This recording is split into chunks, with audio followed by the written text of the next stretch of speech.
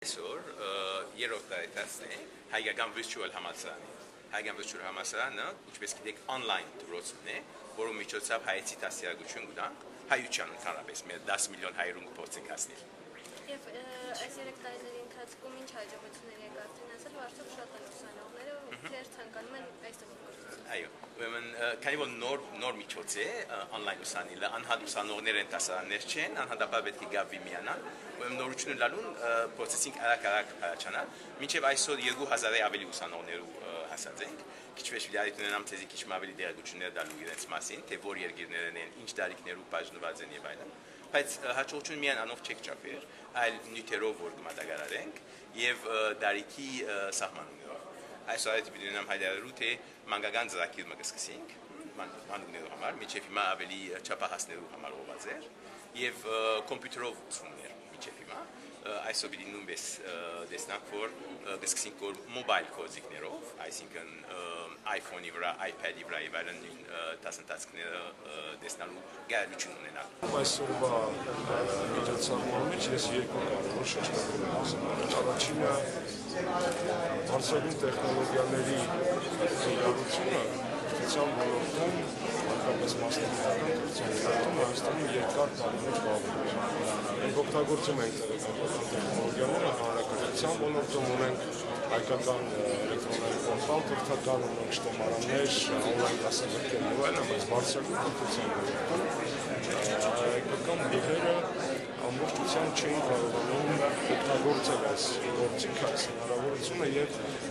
աշխարհին հետևել այդ հեռավար դիստանցիոն կրթության, կրթության զարգացման մեջ։ Այս նախագիծը Հայաստանում լավագույնն է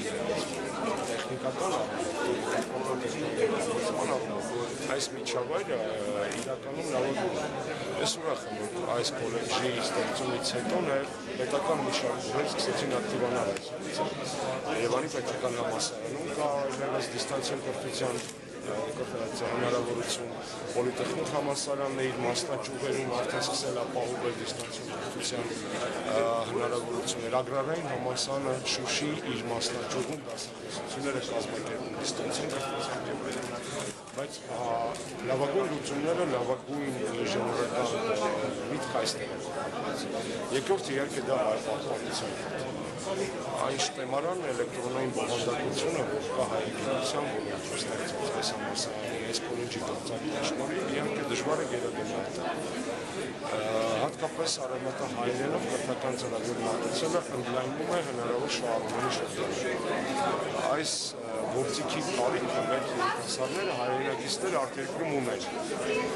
Եվ մենք շատ շնորհակալ ենք նախարարության կողքին այս ծրագրով հայտնվեց մի լուրջ գործընթաց, մեզ օգնում է ծածկել սպորտի կրթական տարիքները։